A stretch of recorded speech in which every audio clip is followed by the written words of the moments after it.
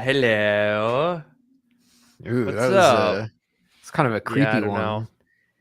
I feel I like wanted to scare you.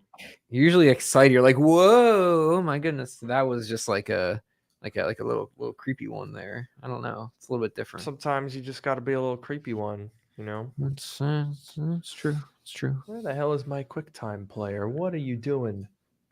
What the hell? It didn't show up.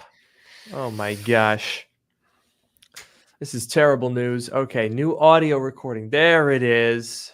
I think Ah, it got creeped out by that intro and it hid. that's honestly fair. I can't blame it. Can't say that I do. Mm-hmm. Oh my. What have we here? What have we here? Well, it's a big day. I've driven 200 miles in the last day without leaving LA. I've just been, you know, enjoying it. If you missed it last week, I have finally gone electric. It's been a long time coming. I had been delayed because in 2021 when I needed to get a new car, there weren't really any good like EVs that fit what I wanted, but now there are, and I've got one, and it's great. Yeah, it's awesome. It's I guess I knew you had to get it by the end of the month, but it was like pretty quick. Seemed like pretty quick turnaround for that whole thing, which is good. Yeah, I at the end of the day, I just realized I was kind of just like, you know, what am I waiting for? Might as well just. I turned in my lease a couple days early, maybe a week early. Let's be honest, but it's whatever. I was just excited to be honest. Yeah, that's I can't say I blame you. If you did, I would be very sad. If you did blame me, I'd be like, "Aw, oh no, I'm I can't sorry." if it's an EV, we're talking EVs, I can't blame you. It's been a long time coming like you said.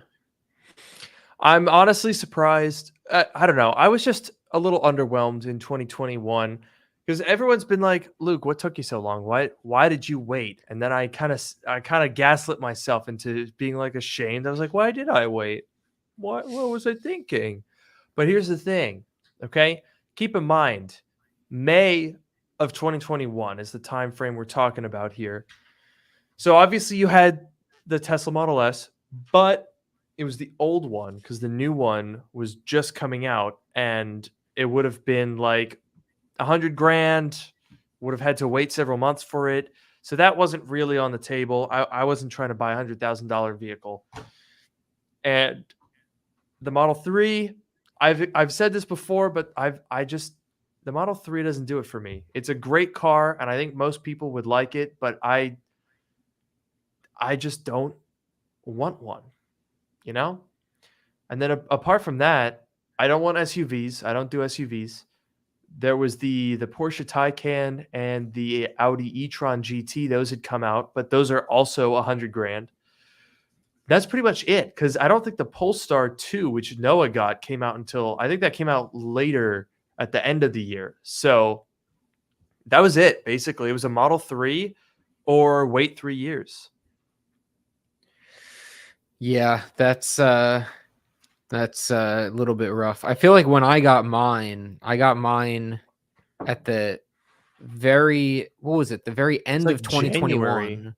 It was January 2022, but it was like literally like, or I guess technically I got it at the very, very, very end of December 2021. But I think Oh, my lease yes. says that it starts in January, like January 1st of 2022. Um, Yeah, because you picked it up right. It was like only a couple months after you've moved to Bay Area. yeah, exactly. And it was like literally right at the very end, like right in between Christmas and New Year's, I think that I got it. Yeah, you were Yeah. early. Like that was basically right when the Polestar 2 came out. Yeah, that was pretty early, and it was, I guess, pretty similar, like you said at the time, the EV landscape.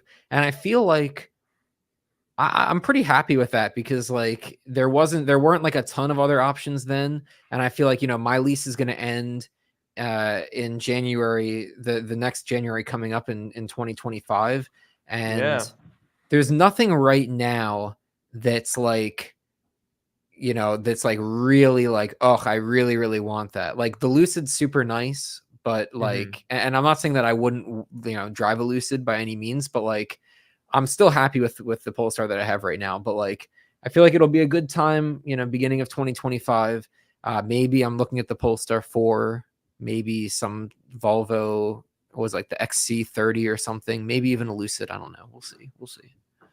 Yeah, well, you'll definitely get a chance to drive the Lucid. I'll tell you that much. The Oh Polestar 4 yes. does look really, really good. It looks it looks really good. It looks really nice. I'm definitely, at the very least, I'm gonna seriously consider it. I'm gonna like do a test drive or whatever, but we'll see. They've opened up the configuration tool, and I didn't realize actually that's not badly priced. 63K for the long range. That's not bad. That's actually, I think, a little less. Well, I'm sure with options it'll be a little bit more than Hmm. your current Polestar 2, but I'm Yeah. pretty sure this is a ground up those dude. That front looks so good. I love this, like the Volvo Polestar look is like, I don't know, it does Yeah. it for me. Whenever I see a Volvo or a Polestar on the road, I'm like, yeah, that's a good car, a good looking car right there. Yeah, they did a really good job with this. I like that storm color. Electron is okay. I'm not a huge like baby blue guy, Hmm. but I like that storm. Let's see here. The interior looks great too. I like that they're going to the wide screen. That's a nice that's a nice touch. I'm trying to gauge if Yeah. it looks so is this about the same size as the Polestar 2? It kind of looks like sort of a replacement to the Polestar 2 almost. Yeah, I can't tell if it's I I kind of thought it was a little bit bigger, but I'm honestly not sure. I thought so too, but now I'm looking at it and oh man, look at that. The performance pack, it's so stupid. Like who needs Brembo brakes when you have regenerative braking? But like look at that. The orange brake calipers really look nice. Yeah, I mean, I have that in my car, the gold colored brakes. I love that. We're at 80,000 MSRP there. Woo. I mean, Yeah, with the it's current lease deals, it's pretty doable. it's definitely more expensive than the one that I have, but we'll see when I get towards the end of my lease. I mean, it said on that webpage, deliveries available starting in late April 2024. Yeah, So that's exactly. pretty Yes, soon. I figure like I'll be able to test drive one like no problem sometime later this year when I'm starting to look. So that's good, like good timing. That's true. I mean, it would make sense. I think. Let me look up and see if there's any information. Polestar for availability. Because I will say I think these these companies with these new EVs, like they gotta hurry up somewhat. You know, there's the Rivian R3X. I think that would be such a. I feel like you would like that car. It's like very Rivian-ish. All right, it's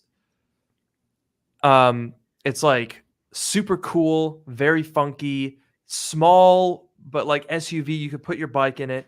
The problem is, I don't think they're not even going to start talking about availability until 2026. It's like what these are taking so long.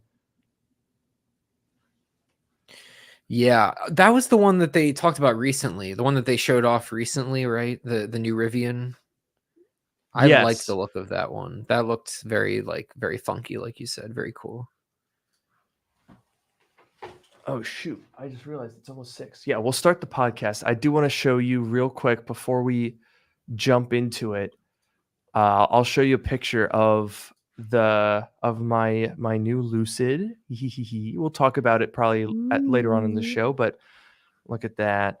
It's forgive me, it's chrome and the picture's probably very low resolution, but there she is looking very nice. It's gray with the stealth package. It's kind of like it's very cool, very very sleek. Whee! That is a nice car. We will definitely talk about it on the show, as they say. Speaking of the show, as they say, let's get into it, shall we? Sounds good. Welcome to Dark Mode, the podcast that brings you sage advice from two technology experts. But that's not just what we call ourselves, it's what our moms tell people when they haven't bought an iPad in 6 years and they want to know whether or not to buy a new iPad. So they ask us and we say, nah, just keep your iPad. I'm your host, Luke Miani. And I'm your host, Noah Rubin. On this show, we take questions from listeners, attempt to answer them to varying degrees of success, and maybe even have a laugh or two along the way. And the first thing that we have to do is discuss the iPad because, quite frankly, Noah, I'm getting antsy. Okay. We have been hearing about new iPads. I swear, everyone has been saying, "Hey, there's a new iPad coming," and then it doesn't happen. Oh, hey, next week, watch out, new iPads. Oh, psych! Just kidding, no new iPads. At this point, I don't even want the dang things. I just need this to be over with. No, I know. I feel like, first of all, I just realized it's already April. It's already late April, which is kind of Yeah, crazy to me. Like, that's time flies. But the point is, because I was thinking, like, we've been hearing about it, seems like all year that all year it's like, oh, it's gonna come, oh, it'll be a March event, oh, it'll be April, like whatever. We've been hearing about it a lot. It's already late April, which is crazy in and of itself, but still no new iPads, no iPad news. It's pretty crazy. dude. These dang iPads had better blow my freaking mind because we waited. It's been a year and a half since the iPad Pro was updated or any iPad.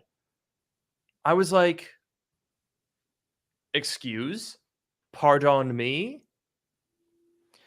Yeah, I feel like that's pretty unprecedented for the iPad, right? iPad Pro is one thing, but like the iPad, all of them, there's iPad Pro, iPad Air, iPad Mini, and regular iPad. There's 4 types of iPads, and for none of them to have gotten an update in a long time, it's very weird. Yeah, it's weird, but there is a glimmer of hope. All right, because we've been hearing quite a lot of interesting rumors. One of the recent ones that I've heard is so there's been a rumor in conjunction with these new iPad Pros for new iPad Airs. This makes sense because if I remember correctly, the iPad Air is on M1. I don't think they did an M2 version of it yet because that's Mm. also been sitting around for a year and a half.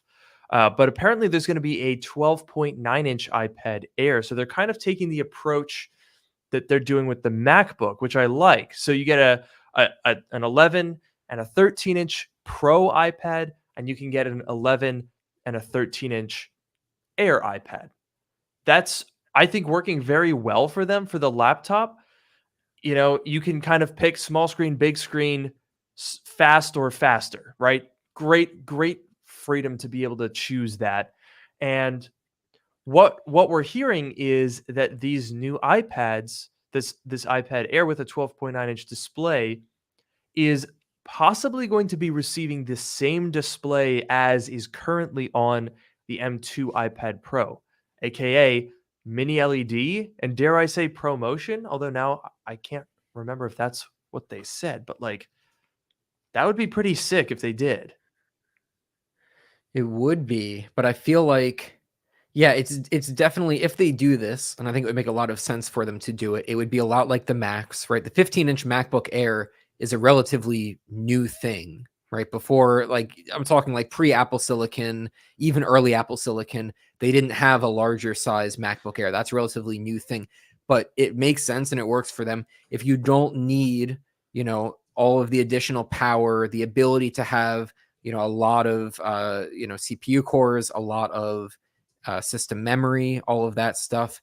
and you don't need those built-in extra ports. You don't need the nicest possible display, whatever. You go down to the Air and you do get something, right? It's not you're just losing all of those things, but you also get something that's a lot thinner and lighter. So it's a very, very nice machine. So it really is, it's a nice, 2x2 sort of grid of like, if you, a lot of people who want that bigger screen size, but they just want more screen real estate and they don't need the additional power and all the other stuff. And then the Air is perfect for them. And for the iPad, I feel like there's maybe a little bit less distinction between the Air and the Pro, but there definitely is Face ID versus Touch ID. The display, the speakers, there are some differences. Not really a size and weight difference though, but whatever. There's still some differences. And so if you have the larger Air model, I think there are some people that would go for it. Yeah, the only problem is if you're a little bit savvy, what you would quickly realize is that what we're basically describing here is just the iPad Pro, but without Face ID. Like, if it gets the M2 chip and the same mini LED display, it's very, very similar. So I think that one thing that people could do if you really want a 13-inch iPad Pro is just get a refurbished one, to be quite honest. The M1s are pretty affordable now. I mean, this is really all part of the problem, but a lot of people do like to buy a new device. They want a warranty, they want it new, they want it from Apple, and that's fine. And I think that this MacBook Air could do really well in serving those people. Here's the article, by the way, and it's from 3 days ago, so pretty new one. But Ross Young, who, by the way, this dude is crazy. He's got the track record. When Ross Young says something, I'm not like, oh, sketchy rumors, claims, iPad Pro. I'm like, okay, yeah, it's Ross Young. So he's saying that the 12.9 inch could use, it's saying basically a recycled display panel. Let me see if they have the actual tweet in here. I'm sure it's great. Not loading. Thanks, Chrome. Anyway, so he said that the 12.9-inch iPad Air will be using leftover mini LED displays from the current 12.9-inch iPad Pro. And this is something that I think is interesting. Leftover implies, as we've been hearing for a while, that the new iPad Pro is going to have a different display. We've been hearing OLED. So, look, this is what Tim Cook does, right? This is supply chain optimization, okay? You say, hey, look, we've got this supplier that's making these 12.9-inch panels that they've been using now for almost 3 years, okay? So why, kill them off to just make a normal non-mini LED, non-ProMotion display when you can just put it over in the iPad Air, which is basically just going to be the same chassis as the iPad Pro, but probably without LiDAR and the ultra-wide camera, and then swap in Touch ID. Simple recipe, very simple recipe. And then that frees up, that's some R&D budget that gets saved. And then we move over to the new OLED iPad Pro, which I'm actually pretty excited to. I think that OLED needs to be, it's been a while, okay? OLED is starting to be very common on a lot of tablets and laptops. And as much as I love mini LED, we got to move forward with the times here. And I think it's time for OLED to come to the iPad. Yeah, I think that the iPad could use a better screen. Even if it's more like the what's it called, the XDR whatever display that's on the MacBook Pros. That even is better than what the iPad currently has. But I think iPhones have had OLED for a while. It's been there for a while. It's more common now. I think the iPads could definitely do it. I'm also wondering, I feel like this might have, I don't know if this was ever a rumor or if it was just an idea that we had, but thinking about like the iPad Pros becoming like a 12 and a 14 inch or having like a bigger an even bigger iPad, like a 15-inch iPad Pro. Was that ever a rumor, or was that just like our like speculation? I think that there's multiple things that you're referring to, because I do remember there being a rumored increase in display size.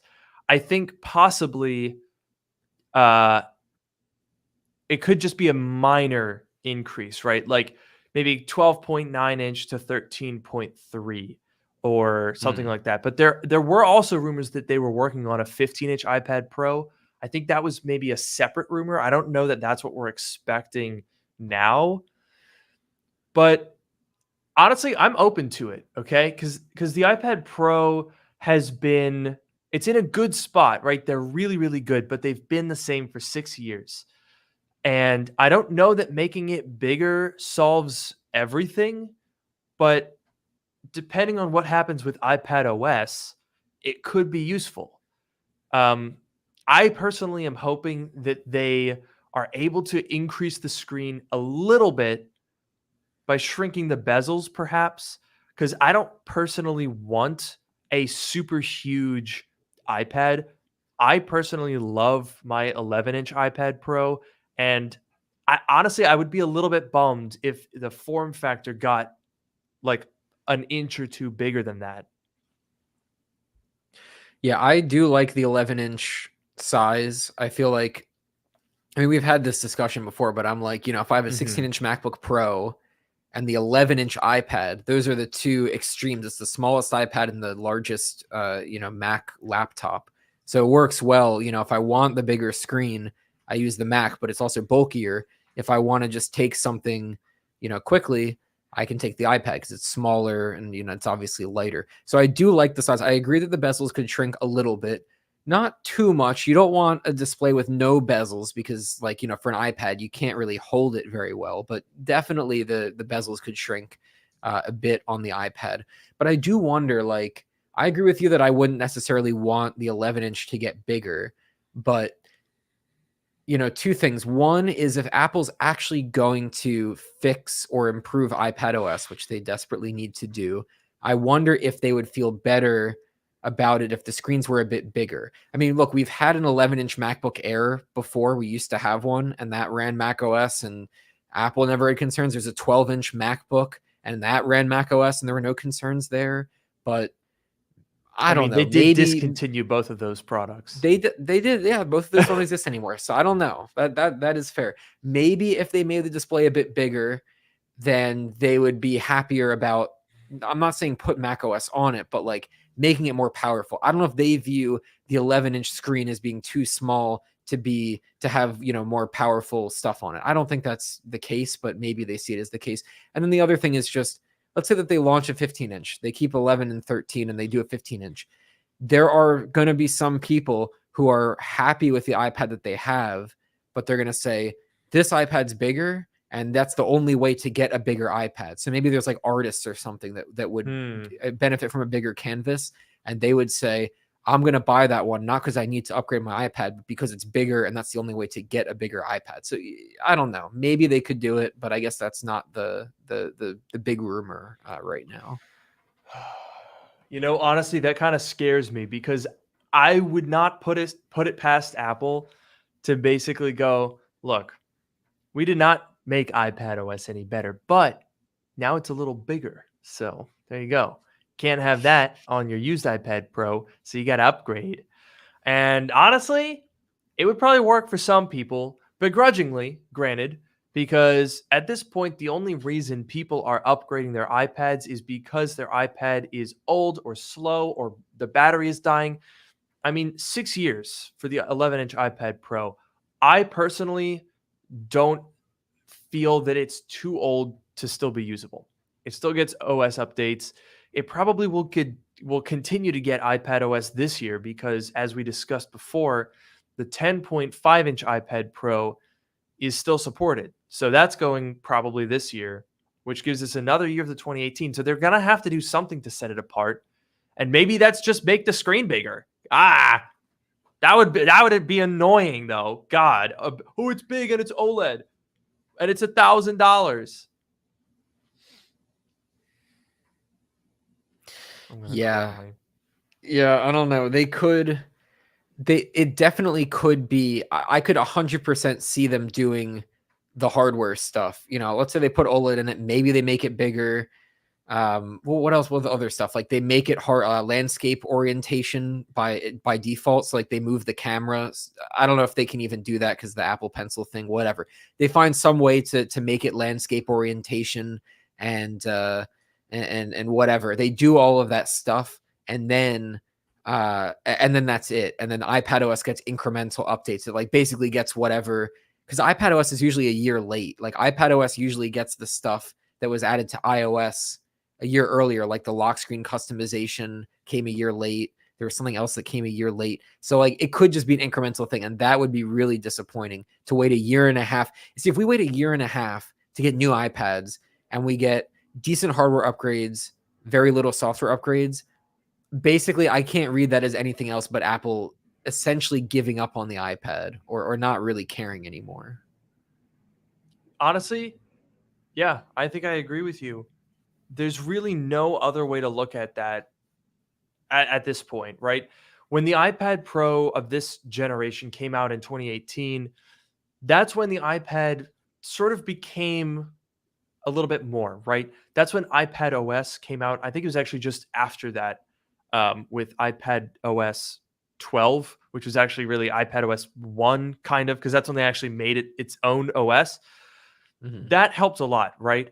It made split screen better. It made multitasking a lot more usable and added a bunch of navigational things that made it feel less like an iPhone that was bigger and more like its own device. And that was great at the time. But I mean, it's now been 3 years where we've been saying this isn't enough.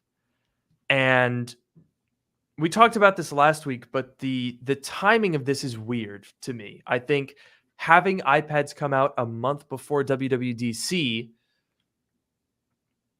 is just a little strange. Uh, but again, to be fair, WWDC is what we kind of think about as the release date for software, but that's really not the case. It's September. So you have to imagine that if Apple is planning on doing some new software for these iPads, they're going to have to do that whenever they launch. Whether that means that the rumors are wrong and we're not going to get anything until WWDC or September, or whether that means that they're just going to have to do a weird out of order software push, I don't know. I really don't know. It's a weird one.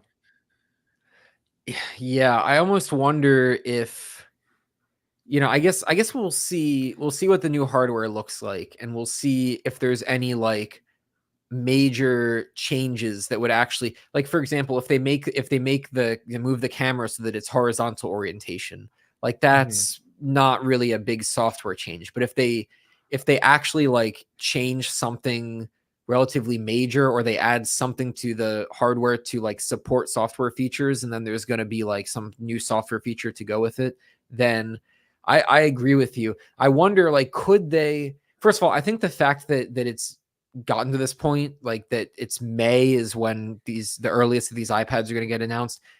Maybe they were intended to be announced earlier and then they got delayed or something. But I wonder, could they launch these iPads without a new version of iPadOS?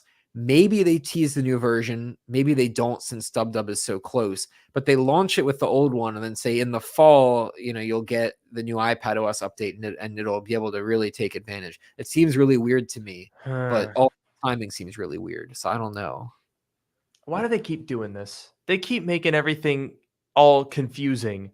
I feel like it's kind of weird because Apple right now does feel very cohesive, right? It feels like their lineups are kind of making sense. And a lot of that is because of Apple Silicon, right?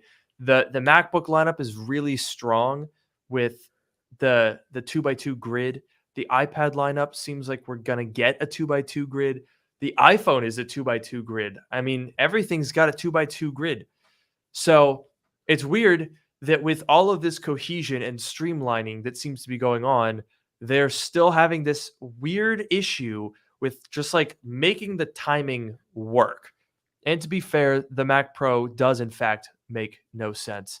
um, which I'm saying now into my Mac Pro. I'm sorry, don't get mad, but I mean, I'm right. You don't make any sense. I think it Like, understands. I think it gets it. It's kind of this weird bastardized product where it's like at its core it's like an Intel machine, but it's running Apple Silicon. It's probably having an identity crisis every day. Yeah, you got to feel bad. You got to feel a little bit bad. You do got to feel bad. But actually, I have another thing that I'd like to talk about. I'm going to shift gears a Okay. second here because I've just seen, as I was reading that iPad article looking for any new nuggets, I saw the other big news that we had this week, which I have not yet had a chance to check out, but I'm wondering if you had, and that is the Delta game emulator that is absolutely taking over. Like, this is sick. Yeah, so I did. Actually, I used to like I used to like I had it on my phone before. Like before it was on the App Store, you could use this program called Alt Store to install it. Yes. So I did that a while ago and I had all I had like a bunch of ROMs and save files and whatever backed up. So I actually did download Delta when it came on the App Store and I imported like I synced all of my stuff and it works like Oh. perfectly fine. Very surprising. This was very surprising to me that Apple did this, but I think it's a great Mhm. thing. Yeah, no, I was super shocked that they just kind of were like, "Okay, this one works." And I think the reason that it works is because of I think the way that they were able to get around this, and I'm not again that familiar with the app, was because they're they're using this emulator that requires you to have the game independently. So they kind of get around the whole copyright issue and redistributing issue because the app itself is just like, hey, you kind of think of it as almost like what's the one that the Voodoo? What's the one that you use where you scan Blu-ray discs? Oh, the disc to digital thing, yeah. Yeah, it's kind of like a disc to digital. It lets you play it, but it has to be your property that you're playing. So I feel like that's a pretty good way to make the app like this, and that's probably why it's actually allowed. Yeah, so that's definitely the reason why it's allowed. Like you have to basically the developer of any emulator, like they're not gonna include games. They're not even gonna tell you where to get the games from because the idea is like you own the games, you're providing them. And also for the Nintendo DS, if you want to play DS games in this app, you have to actually add the firmware for the DS. So you have to, in Hmm. theory, dump the firmware from a DS that you own and then import it into the app and then it'll run. So basically the app itself doesn't have any games, doesn't have like any firmware like proprietary things in it. But and so the app itself, there's nothing wrong or illegal or whatever about the app itself. But the thing that surprises me is like obviously a lot of video game companies, especially Nintendo, are super anti-piracy. Nintendo especially is hugely Mhm. anti-piracy. Someone in the chat mentioned that they recently killed the other emulator. I think it was a 3DS emulator, I want to say. That they were working on. I don't know if that emulator had any proprietary Nintendo code or firmware or whatever in it or not, but Nintendo went after them and like sued them or something. So Nintendo is very like litigious about this. And I'm sure that Nintendo was very happy when Apple wasn't letting emulators in because the problem basically Apple was sort of doing that job for them of saying like you're not allowed to have emulators. There's no It's not because they're illegal, it's just because that was the policy and it's Apple's app store, they can have the policy. But they relaxed that policy, emulators are allowed. And so now we'll see if Nintendo actually, tries to go after any of these developers or even Apple itself. But like, do they really have any legal grounds? Maybe, maybe not. Yeah, I mean, we'll see if it lives. I mean, it's been now 4 days, I wanna say. I think it came out on the 17th. So, it seems like it's going well so far. I was a little nervous, uh, because like you mentioned, Nintendo killed another emulator, so it kind of makes you wonder. I mean, maybe Apple allows it, but maybe Nintendo won't. I think people are going to be really, really happy if this does survive, though. Yeah, yeah, and I guess like, we'll see what Nintendo does. For what it's worth, this emulator has been around for a long time, but it wasn't ever easy to install. So it was only the kind of thing that if you were really seeking it out, because you would literally have to install a program on your computer and use the program on your computer to install a program on your phone, an app on your phone, and then you would install this app from that app, and you'd have to have you have to have a developer account from Apple. And if it's a free one, you have to update it every 7 days. You have to re-sign the app every 7 days to make it work. And so you have to have the thing running on your Mac. And in order to have it run on your Mac, you have a program on your Mac, and it installs a plugin to the Mail app. So you have to run the Mail app on your Mac so it can communicate to that plugin. And then that plugin it was a very convoluted thing before this. Yes, it was a very convoluted thing before this. That's literally disgusting. No, it was crazy. And they made it as simple. Riley tested the developer. He made it as simple as possible, and it was usable. But it was a lot harder than now, where you just go in the App Store, you type in Delta, and you download it. So it is definitely it existed before, but it's so much easier to get it now. It's definitely been getting a lot of attention, and it'll get more attention. Dude, when you were going, I was like, surely that must be it. And then you're like, and then you open up the Mail app, and I'm like, dude, what in the world? Apple is just they really want you to do things exactly the way that they want you to do them. They're so inflexible. My friend actually just showed me this one tip. Okay. So he wanted to have the always on display on his phone, but he wanted it just to show the time and the widgets. Okay. Mm-hmm. And he successfully did that. And I was like, oh my gosh, that looks really nice. He has it at night so that it shows up in red text, kind of like the Apple Watch, in night mode, so that he's like, okay, it's great. It's dark out. I can just see the time. It's perfect. I was like, how did you do that? Because the always on display bothered me. I'm like, I don't want to see. It looked like it was too on. I was like, this is too much on. Be less on, please. Yeah. So do you know how he did this? How? Every night, starting at 9 p.m., he has a shortcut. The shortcut changes the wallpaper to a completely black image at that exact time and changes his text to red, like switches to a different setup for the wallpaper screen. Like, dude, come on. You're telling me you have to like basically go in and do this like my first programming language little command line to get it to just not show the wallpaper.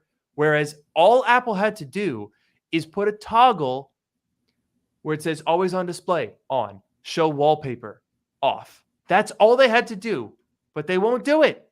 And that's the kind of thing that it's like, dude, why can't you just let us choose? I know what's best for my phone. I don't want to see the whole wallpaper and notifications. And not to mention that he still has the issue, even with this workaround, of when you have navigation open, it is always on that screen. And it's always munching up your battery. And there is literally nothing you can do about that. That is so stupid. Why do they do this? You want to know something funny? They actually recently changed that. Really? So actually, this is in Spanish, so you can't even tell. But these options, wow, that is completely blown out. Yeah, okay. I can't see anything. If you go, okay, now you can see that there's 3 toggles, right? At the very least. So the first one, you can actually turn off the wallpaper and then look, and then it actually does just go black. So they changed that for a while. You couldn't do that, but they changed it. And the second one is for notifications, so you can actually turn that off. But it took them a while to do that. Oh, Yeah. thankful. I'm gonna have to tell him because he just showed me this like 2 days ago. Clearly didn't pay attention. Like Well, me. I mean, it's I don't pretty pay new. attention because I just turned the dang thing off. As soon as I saw that I had to see all of that shit, I was like, no, I don't want that. Yeah, I honestly might turn the wallpaper off too. I feel like it's a bit much. Yeah, I like this now. I just put it to just show this is good. This is exactly what we wanted. But didn't didn't this come out more than like this is like a year and a half ago that the always on display has been around? Why did it take them that long to do the single most obvious thing, which is do you want wallpaper, yes or no, or notifications? Like when I had this thing sitting on my desk with the wallpaper and the notifications showing, I'm like, dude, the screen's just it's just on at that point. That's like, do you want the wallpaper? Do you want to be on the lock screen, but a little dim all the time? And I'm like, no, I don't want to do that. I just want to know the time and the weather. Oh, this is so much better. Why did it take them a year and a half to fix this? Yeah, there's definitely a lot of things like that. And it's funny, like when Apple, maybe in this case I think they did it well with this thing, but there's a lot of things like I was reading this Twitter thread about the new, in the EU you can install other app stores, right? And that's the thing that launched recently. And there was some guy in Australia that was able to trick his iPhone into thinking that he was in Italy. So he was able to access all of the EU stuff, and he was like going through it and showing how it's like really not very good. Like when you go to install a new app store, it tells you it basically like it does the bare minimum. Like it's like, okay, you have to go to settings now, and it doesn't tell you where to go or what to do. And you open up settings and you find something you have to hit, and then when you're installing the app store, there's like no progress indicator, so you don't even know if it installed or not. You have to go search for it. And like he like uninstalled some app that was installed on a third-party app store, and then the app store thought it was still installed and it didn't. Whatever. It was like a whole like Dude. Apple doing the bare minimum to make it work, and it didn't even really work, that well. Yeah, that sounds about right. It's just so annoying. I don't know, man. It's just very frustrating dealing with a company like this that just wants to be in control of what you want to do with your own things. And I get it in some ways, right? I understand the logic behind Apple's desire to protect privacy when it comes to like sideloading apps or allowing, third-party apps that you download on your Mac. And, they will let you get around that on the Mac, but you have to go, boot into recovery mode and disable system integrity protection and all this stuff. It's like, can we calm down a little bit, guys? Do we really need to restart the entire computer to do this? And it's like, are you sure your computer might be hacked? You could die any moment now. This is incredibly dangerous. They know where you live. They're going to send people to your house and rob you blind in the dead of night. If you do this, you'll be killed. It's like, Jesus, I just want to download an app. Yeah, and I feel like, as much as it is on the Mac, like at least you can do it on the Mac. I feel like I would absolutely love a mode.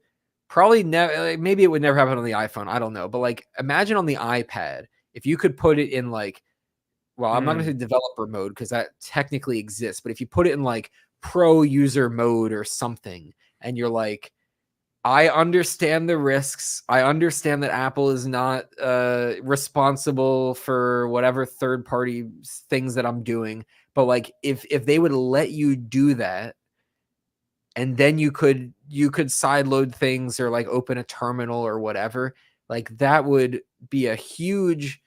And I guess the thing is, it would be a huge gain for a relatively small amount of people, because most people don't even really care, or they're not going to bother to do that because it's too scary, and Apple's going to make it scary for them. But I don't know. It would be nice. We can dream. We can dream. I'll tell you what, I did have to disable system integrity protection for the dumbest thing. Would you like to guess what it was? I'm honestly not sure. I wanted to update My camera. My camera. Not even the Oh. Mac. Not even the Mac, okay? I just want to update my camera. Hey, let me download this app. Nope. Restart the computer. Disable this stupid nonsense where it's like, you're going to be killed. You're going to die in a fire. I'm not even doing anything on the computer. I'm just updating the camera. And it made me do all of that. I was like, dude, I'm glad that you can do it, but it kind of does feel like it's like Helsinki syndrome, you know? I'm like, oh, thank you, captor, for allowing me the freedom to do what I want on a thing that I paid $2,000 for. You're so kind to me, mister. Yeah, it's sometimes it's a lot. Sometimes it's too much. Sorry, I got very heated there because it's just so annoying. And even on the Mac Pro, like PCI cards will just sometimes be like, no, I don't, no, don't want to. I'm like, it's $8,000. The whole point is PCI cards, and Mac OS can just be like, nah, don't feel like it. Like I tried to install NVMe's, so I got a riser card that had two NVMe's on a single PCIe riser. Now on PCs, there's I forget the name of the setting, but you have to have a certain setting that allows you to run basically just two PCIe channels through that PCI slot, which is not a problem because these are SSDs in an X16 slot. There is plenty of bandwidth for that to happen. But Mhm. Apple decided that they don't want to do that. So then I have to take up two slots for two SSDs. And it's really silly because they sell this thing because it's full of PCI slots. But if you want to put in a bunch of SSDs, you're basically forced, unless you go to the absolutely high end of the market, you're forced to put one PCI SSD per slot, wasting all of this bandwidth. It's just like, dude, I would get it if this is a MacBook Air because it's like, yes, the MacBook Air is the every person's computer. The Mac Pro is the no person's computer because no one buys these things. And then they shit in your face when you do buy them by not supporting the only thing that you could possibly want to do with those PCI slots. Yeah, I think that's the problem is like almost no one, like in the grand scheme of things, almost no one has that requirement. So Apple's like, yeah, whatever. It's Mac OS. It runs on all of our things. Only this one little computer that very few people are buying does it. So we don't care. We're not going to bother. And then it completely invalidates the having that in the first place. But then again, there wasn't much of a reason for it to exist in the first place. But yeah, that's just really goofy. these gosh darn goofballs. And I know, by the way, that people are going to say, "Oh, but Steve Jobs did it too," which is true. Because some people are going to say it's kind of funny because whenever you say something about Apple right now, you get two groups of people. There's the people that say, well, Steve Jobs did the same thing. And then there's the people that said, oh, Daddy Steve, he never would have done this to us. He was a good boy. But look, Steve was not exactly the most he was not revered as the hero of upgradability. He wasn't DOS Dude 1, okay? All right. He wasn't out here trying to do all of this stuff. In fact, when the original 2006 Intel MacBook Pro came out, this was a very big deal. You know, this is the first step of the Intel transition. They launched that thing in January of 06. 10 months later, they launched a much, much more powerful version of it that they knew was coming, by the way, because you don't launch something 10 months apart without knowing that the better one is down the road.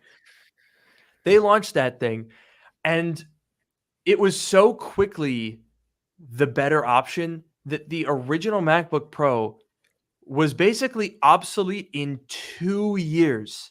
In 2 years. Even in the mid 2000s, that's pretty cringe.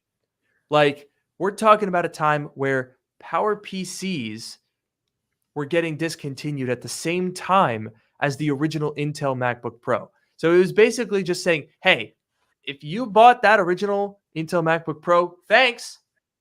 Time for another one. Yeah, I don't know. I feel like there have definitely been. I feel like the Mac Pro has been especially.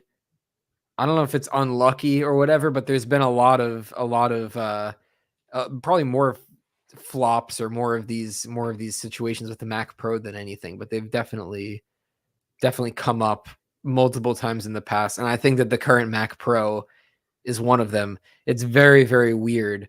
Like, keep the same chassis, which I guess whatever, they have the production line set up for that. But then you have the tiny little Apple Silicon in the corner, and you have all those slots that you can't even really take full advantage of. It's like, was there ever like a really good Mac Pro? Maybe the original cheese grater was like a solid Mac Pro. Maybe even the new one. I don't know if that was solid before Apple Silicon, but that was not that long before Apple Silicon. I don't know.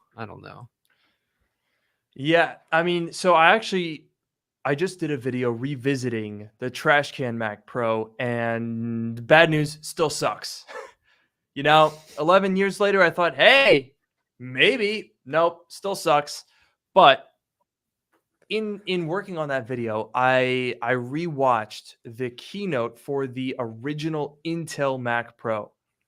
And the way that they talk about that computer is just so different from how they've talked about pretty much anything since then. It really is. I don't often, hop on the side of the, oh, Apple used to be so much better in the good old days. I'm not one of those nostalgia chasers that forgets about all the crappy GPUs that they had going on and how everything got killed off after 2 years and all the components overheated. I don't have rose tinted glasses on for everything, but I do for the way that they talked about the Mac Pro. There's this scene where I call it a scene because it's almost like watching a bygone era. Phil Schiller gets up there and he talks about how they have these 4 hard drive trays, right? Big famous staple on that generation of Mac Pro. Once you unlock the back of the case, it unlocks those drive trays and you can just slide them out, grab a Phillips head screwdriver, weep, weep, weep, weep, weep, put in another hard drive, slide it back in, and close it up. And he talks about that. He's like, so you can swap out drives whenever you want. You can put up to 4 drives. They're easily transferable. And the audience is just like, this is awesome. That's amazing. Because it was. That is better than any PC system that ever existed, right? And sure, Apple did have to make a proprietary backplane for that generation of Mac Pro. So it's not using a traditional PC ATX motherboard. But the difference is when Apple made a tower and they decided not to use an ATX motherboard, it was because they wanted it to be more user friendly, right? The CPU can be swapped out. It's on a tray. It's separate from the board. It plugs in with this absolute chonker of a connection, by the way. You plug that thing in, and it meant that you could buy a single CPU Mac Pro, and then later, years down the line, you can just pop it out without even a screwdriver and pop in a new one. The RAM was on that. The heat sinks and the CPUs were on that. So you could swap the CPUs. You could swap the CPU tray. You could swap the RAM. All of that with minimal tooling. Same with the hard drives. Same with the graphics cards. They made it better to work on than a PC. And that they just forgot about, right? After they did that in 2006, I don't know what changed, but they just decided, nope, nah, we don't want to do that. It's really a shame. Yeah, I guess now they have, the excuse of the Apple Silicon system on a chip, everything's integrated. Whether or not that's an ideal situation is one thing, but yeah, I guess there was a long time. I mean, sort of the idea of the trash can Mac Pro was like you could lift the top off and you'd see the different like boards or whatever in there, and like were you able to swap them out or like change things on them, or not really? On which thing? Like the trash can, like when you open up the trash can, like you take the lid off, Mm, there's like a bunch of boards like in a sort of a circle, but obviously they're boards, so it's like a right. polygon. But like could you take those boards out or swap them or anything? So basically, the way the Trash Can Mac Pro is built, it it kind of has this reputation of being non-upgradable, but that's not true. When you take the lid off, which doesn't need a screw, you can access the SSD, which is outward facing. It's a single screw that holds it in, and you can replace that. And you can also do the RAM because the RAM just kind of like slides out. Uh, but the boards themselves, there's three of them. Two are GPUs. One of them is the CPU board. Those, eh, nope. You can technically uh, take them apart, but you have to you're taking the whole machine apart at that point. And you can replace the CPU once you literally disassemble everything. It takes like 45 minutes if you've done it before. The GPUs though are completely proprietary, so the only ones that you can swap it to are just whatever shipped on the Mac Pro. You just have to buy them from another broken Mac Pro. It's just like a little bit of a pain. Yes, it's definitely not where like that 2006 Mac Pro was. No, not even close. I mean, in that Mac Pro, you could use a standard GPU. You could go to Micro Center, buy a GPU. I did a video in 2019 where I put a brand new uh, Vega. What was it? The Vegas. I forget what the GPUs. It was like the most powerful GPU that AMD made. Boom, put that in a 2012 Mac Pro, no problem. And it's just like, why did they not think that they were doing something that maybe wouldn't be popular, right? You can't go from that level of upgradability to, hey, we have a completely proprietary design where we're basically relying on external expansion beyond a RAM upgrade or an SSD swap. And rightfully, people were mad about that. And it seems like with Apple Silicon, they haven't learned their lesson because they've taken all of that they seemed to learn in 2019 with the new Mac Pro, and they kind of just threw it out the window. I mean, I get it. It's hard. You don't want to develop. I mean, it would basically require them to develop a non-SoC form for Apple Silicon, right? That's a big task. But that's what pros want.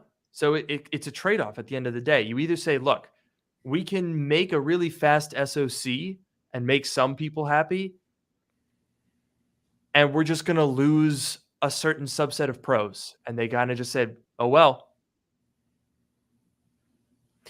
Yeah, I think it does kind of like beg the question of why the Mac Pro had to exist. Obviously, it's like so that there's a Mac with, PCIe slots, whatever, but like I don't know. You can't even use them to their full advantage. Like whatever. I guess I get why it exists. I think the majority of people, don't most people would just get a Mac Studio and they'd be fine with that.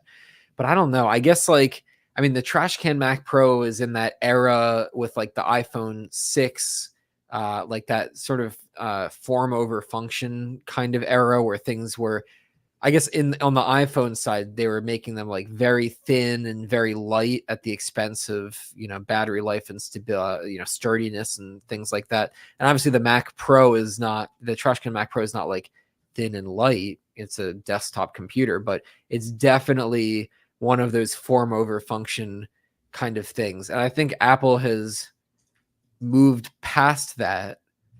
But then the new Mac Pro, or I guess the latest Mac Pro, is, I mean, I guess it has the nice chassis, but like it's only like that because they're reusing it. Like if they actually they could have built something that was like, smaller and took better advantage of the, you know, the size gains of the Apple Silicon being smaller. But, you know, I don't know. It's like the form is arguably not really there, and the functions not even really there. I don't know. It's not great. Uh, why do this? Why make us sad? I just want to be happy. I feel like Apple Silicon is kind of a golden handcuff for Apple at the moment because I don't know that they're necessarily having this problem right this moment, but they absolutely will. And that is that Apple Silicon is so good, it is going to be hard for them to outdo it.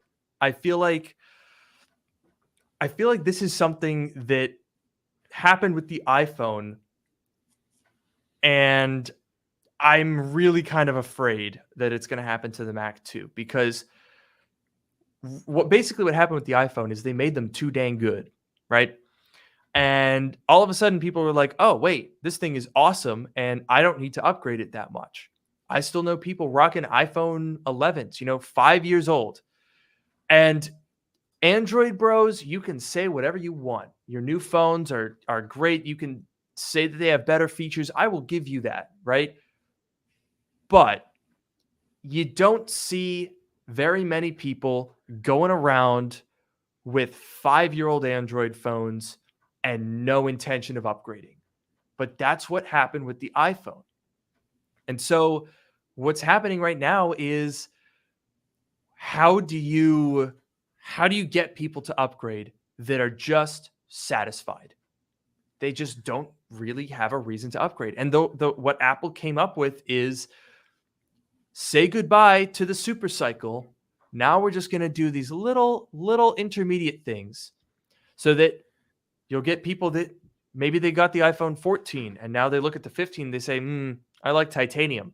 You get people with the 13 and they say, oh, dynamic island and titanium. That's nice. You get people with the 11 who are saying, maybe it's time to upgrade, but it's not. I feel like we used to be on this trend, right? Do you remember having these conversations circa like 2013 or 14 where there would be, were you an S guy or were you a numbers guy? Yep. People would be like, I like to have the latest design because then I get 2 years of the current design. But then people were like, oh, yeah, but you see, the S always add the really nice features. I'm a features guy. I like it to be polished. We don't have that anymore. Yeah, it's definitely just, and I guess you can argue if it's a good thing or a bad thing, because yeah, people aren't upgrading as often. First of all, the phones have, arguably gotten more expensive, but it's like, yeah, it's like, your phone lasts longer, which is great. And then when you do decide to upgrade, it's you'll get some new, like if it's been a few years, you'll get a few years worth of features. And at that point, I guess, like, let's say you keep your phone for 3-4 years, whatever. When you go to upgrade, you get 3-4 years worth of features. That's, I guess, kind of like a super cycle to you, because you're going from your phone to that next phone. You're getting all those new features. You can argue if it's a good thing or a bad thing, but I feel like with Apple Silicon, I mean, it's still pretty early in the lifespan of Apple Silicon, right? It was just started in 2021, but the like, so far there hasn't been anything major. And I'm not saying that we necessarily expect that, but like each category got a big update with Apple Silicon, right? The MacBook, when the MacBook Pros first got Apple Silicon, huge update. MacBook Airs, huge update. iMac, huge update. All of them. I guess Mac Mini was not a huge update, but whatever, it got Apple Silicon. So that was the initial thing. But like, then after that, there hasn't been anything major at all. It's really been more like iPhone level upgrades. And again, it is early on in the cycle for Apple Silicon, but I wouldn't be surprised if the Macs, the Mac upgrades start looking like the iPhone upgrades, or the Mac upgrades get spread out a bit more, because the iPhone, there's a new iPhone every year. The Mac, there's not quite as much of an expectation. Apple could spread it out a bit more, but it wouldn't surprise me if Apple really does, it really does become much more incremental from now on. Yeah. You're definitely right, and I'm afraid because incremental is probably good for business, but again, not to sound like one of those rose tinted spectacles guys, it doesn't have the same feeling of magic, you know? To me, it kind of feels more like a Tesla Model 3, right? Great, great car, good piece of engineering, well featured. But when they update it, it's like, oh, hey, there's wood in the doors now. Hmm. And then they're like, oh, haha. Now we've made the headlights slightly thinner and the taillights are nice and it goes a little further, right? Fine, good, nothing wrong with that, no complaints, but it's kind of not that different. It's not a new thing, it's just like an evolved thing. And like, I mean, the Model S is another example of that because the Model S, it's now been 12 years and they haven't changed the actual like chassis. The metal part of the Model S, I guarantee you could go take the bumpers and plastic bits off a new Model S and go put that on an original one from 2012.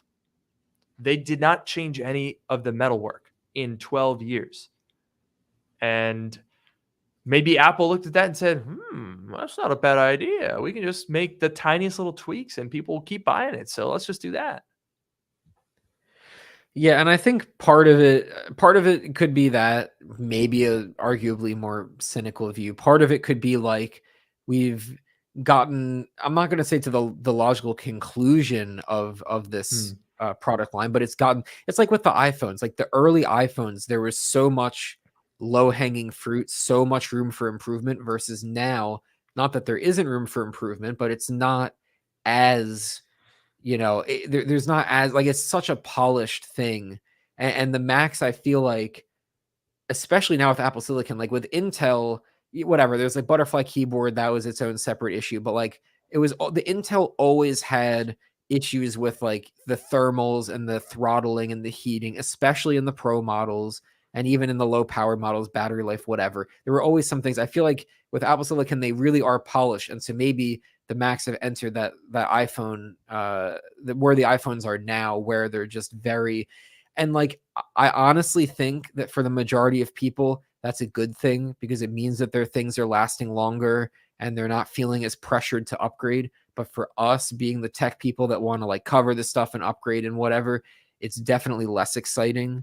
There's a good comment from Bobby in the chat saying, "Isn't Vision Pro meant to be the new Magic?" And Hmm. that's absolutely true because the Vision Pro is so new. There's so much low hanging fruit. It's the same. It's like where the iPhone was 10 years ago, or longer than that. Yeah, I think you're right. That's I think that's the best thing that Vision Pro has done for us is it brought a little bit of that like soul and magic. Like you could kind of see the thought process there. Whereas I feel like the iPhone and even the Mac now with Apple Silicon is becoming so good and polished that it just kind of feels a little lacking in character almost. The Vision Pro certainly has some character. And there was another interesting comment, which is another sort of benefit of what we're talking about here. And that is that tech isn't disposable anymore. It's starting to look more like the automobile sector. And I think that's a really good thing, right? Because cars are a lot longer lived than technology has been historically, right? You buy a car, the average age of a car in the US is like 11 or 12 years. So this is something that's going to last you for a while. And in the 90s and 2000s, that was not true of tech.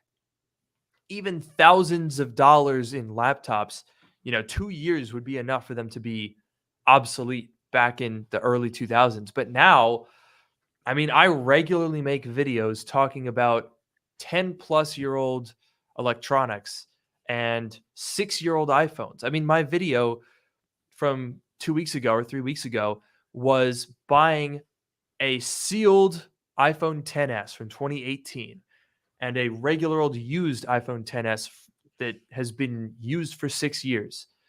And there was maybe the most difference you could find is a 5% difference in performance, and the battery life obviously has degraded.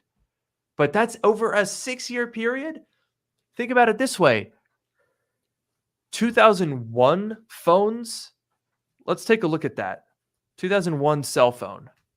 I'm just going to pull up the Google images for that, because that was 6 years before the iPhone. So you're talking 6 years to go from this little turd to the modern day smartphone. And that's now for the distance of phones that are still currently supported under the current version of iOS. That's pretty crazy. Yeah, definitely. I mean, it definitely is the sort of slowdown of the progress of tech, I guess, which sounds like a bad thing, but in some cases it's actually a good thing.